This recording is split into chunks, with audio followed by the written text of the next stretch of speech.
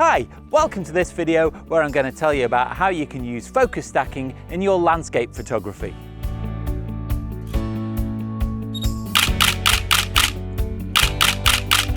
In my last video that I filmed up in the Peak District, I used a technique called focus stacking. Now I don't think I did a particularly good job of explaining what focus stacking is and how it can be useful in your photographs. So in this video, what I want to do is I want to go through all of the techniques and take some photographs at a location and then put them into the computer and talk about how focus stacking can help you get better shots. I've come to a location called Mowcop. It's a National Trust property and sits on a hill that overlooks the Cheshire Plain. Now I'm going to use this location to do some focus stacking. So I'm going to have a scout round, I'm going to find a composition. Even though it's quite bright sunlight today, which is not ideal, it'll be fine for talking about how to do focus stacking. So why do we want to use focus stacking? The whole point about focus stacking is to try and maximize how much of the image is in focus from front to back, so that the parts in the very foreground are sharply in focus, all the way through to everything in the far distance. With a single shot, this is very difficult to achieve. Even with the correct settings, you can get most of the shot in focus, but there's still going to be some parts, especially those that are very close to the camera, that are not going to be as sharp as the rest of the image. Of course, it's not always desirable to get the whole of the image in sharp focus. Sometimes you want to have a fall off of focus to give a very shallow depth of field, but that's not what focus stacking is for. So the way that you achieve a focus stacked image is to take more than one photograph. And on each photograph, you focus on a different point. So that each photograph may have the foreground in focus, but the background out of focus, or the background in focus and the foreground out of focus. Then what you do is you take these two pictures, or 3 or 4, however many it requires, and then you put them in the computer, and in some image editing software, you stitch them together so you pick out the areas that are in sharp focus from all of the photographs to make one composite. So I found a composition that I like, and it does involve this rock just here that's very close to the camera. It's about 70 to 80 centimeters away from the front of the lens, and the folly itself is probably the best part of 40-50 meters away. Trying to get this rock and the folly itself in focus at the same time in the same shot is going to be virtually impossible in a single exposure. So this is where I'm going to have to focus stack. So what I've done is I've put on a 20mm lens, so it's quite a wide aperture, and I've set the f number to f11 to give me a fairly good depth of field, but I've focused on this rock here, and this is what the image looks like. Clearly this rock is in focus, but the rest of the image starts to fall out, and by the time I get to the folly in the background, that's quite soft and almost unusable. Clearly that last shot didn't do a very good job of being sharp from front to back. So this is a case where I would need to use focus stacking if I want this rock right in the foreground and the folly to be in sharp focus altogether.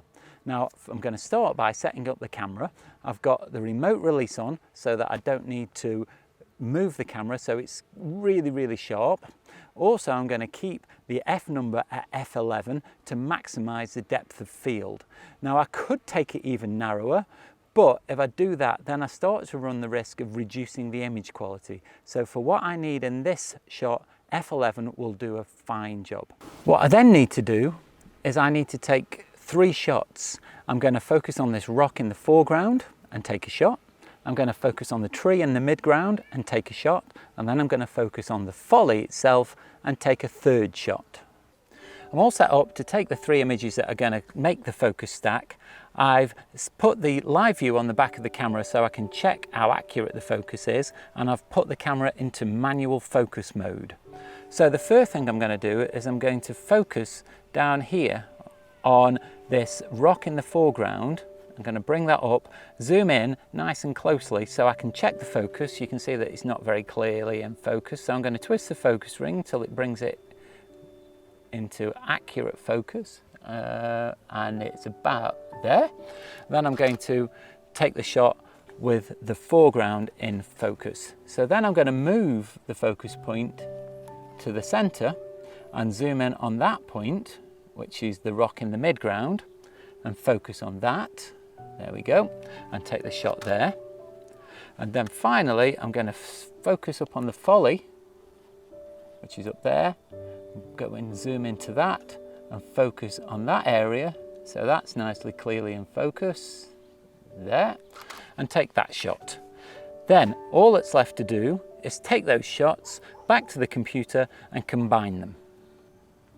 I've now got the 3 images that I need to make the focus stack, so I'm going to get back in the car, go home, and you can join me back in my office where I'm going to combine them, and I'm going to show you how to do that next. I'm back at home and I'm in front of the computer. So what I'm going to do is I'm going to switch to a screen capture so you can see what I'm doing on the screen as I'm doing it. All of the images are now on the computer, and let's just have a look at the 3 individually. So if I zoom in on this rock here that I took in the first shot, you can see this is nicely sharply in focus, which is what I intended. But in this shot, if I zoom up to the folly, it's completely blurred. It's way out of focus, which you would expect. Now, from a distance, it doesn't seem that obvious. And let's look at the middle shot, right? And which in this one, I focused on the midground. So again, you'd expect this to be sharp focus, which it is. But the rock in the foreground, yeah, not so much. And then the folly still isn't in sharp focus either. So if I swap to the last shot, the folly is now in focus, which again is what you would expect. But as we start to come down towards the bottom, well, there we go, there's the rock in the foreground, again completely out of focus. So we've got 3 different shots now with focus points in different place. One with the focus point in the rock in the foreground, one with the focus point in the rock in the midground, and one with the focus point on the folly. Now this is the one that's focused on the folly, and it looks fairly acceptable, but when you go in close you can tell that it's not. So if you've been really critical about sharp focus, this is where combining these now will really make sure that we're sharp from front to back. So I'm going to load these into Photoshop now and show you how to combine them. The images are in Photoshop now. I've kept them in 3 separate files for the moment, just to show you the difference between the 3. When I click from one to the other, you can see that they slightly seem to zoom out, and that's because I've changed the focus points. Now we'll sort that out in a minute to align the layers, but the first thing that we need to do is we need to get all 3 images into one document. Now this is fairly straightforward. I'm going to move them all into the first document, which is over here on the left hand tab. So I've clicked in the middle document, and I'm going to just click with the left button in the middle of the screen with the move tool, and I'm going to drag that up, keeping the left button held down until I go over the tab of the first image. And you won't see much change, but it has changed slightly. I'm then going to drag this down, and it will have changed to a plus sign, the cursor will, and I'm going to hold the shift button as well. Holding the shift button will mean that when I let go, the image that I've moved in that is focused in the middle rock gets placed exactly on top. I'm going to do the same thing for the last image that is focused on the folly.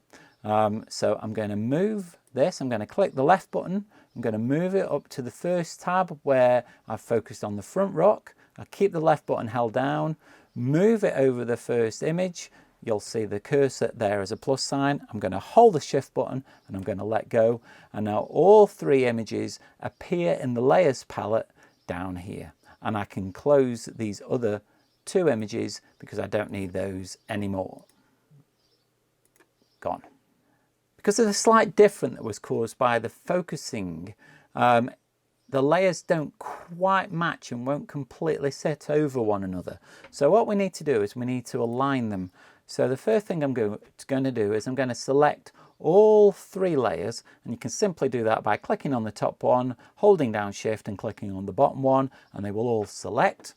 Then I'm going to go to edit, and halfway down there is a button that's called Auto Align Layers. So I'm going to click on that. I'm going to leave the setting on auto. I don't need to change that. And I'm just going to click OK. Now Photoshop will do a little bit of thinking. It'll do a little bit of chugging. And what it's going to try and do is it's going to try and stretch and move those layers so that they line up with one another perfectly. I think it's done it. It's not had to make a great deal of adjustment because they were pretty much in line anyway. They were on a tripod. There was only very, very small differences, but they're now much better aligned. The final thing that we need to do is combine those layers together. And there is an automatic function within Photoshop that does a pretty good job. You can do it manually, which basically means rubbing out different parts of the layer that are out of focus to let the in focus bits show through. But usually Photoshop does a good job, and if it does a good job, we might as well let it. So again, we go to the Edit menu, and we come down to underneath where the align layers were, and we're looking for auto blend layers this time. Now you can do a panorama there. That's how you would stitch images together if you did a panorama, but we're looking for stack images. Keep these the same, the seamless tones and color and the content aware fill. Keep those ticked, that's fine. And we just click OK. And again, Photoshop does a little bit of thinking, it does a little bit of chugging. Depends how fast your computer is to how fast this will happen, but it doesn't take very long on my computer, and there we are now sorted. So what it's basically done, if we look here at the layers palette down in the bottom right hand corner, you can see that it's created some masks, and the masks have rubbed out certain bits and left other bits showing. So Photoshop has detected the bits that are in focus and kept those, and the bits that are out of focus, it's rubbed out. It's blended them together, and then we've got a merged image at the top here now that is focused all the way through. So if we look at this final image, and I'll just turn these others off to make sure that you don't think it's those images showing through. So we've only got the top image showing at the moment. So if we look at the rock in front, in focus. If we look at the rock in the middle, it's in focus. And if we look at the folly in the background, it's in focus. So we've now got an image that's completely focused all the way from front to back. And it's an image that you couldn't possibly have got unless we focus stacked it. So that's it, that's all there is to focus stacking. As long as you know what you're doing, it's a fairly straightforward process. You can even get away with doing it without a tripod, as you saw me do in my video up in the Peak District. It's not really advisable because you ask Photoshop to do more work than it really needs to. It's very simple if it's on a tripod, because then the images barely move between the different focus points. But it can be done. So I hope you found that video useful. If you do have any questions, don't forget to send them to me in the comments, and I'll do my very best to answer them. As always, if you've enjoyed this video, don't forget to like, subscribe, and click the bell notifications to be updated of all my future content. But for now, don't forget, stay safe, and I'll see you soon. How you can use landscape... Whoa. Let's zoom in a little bit. Popular with photographers, quite popular with photographers. I've done it again. Taking a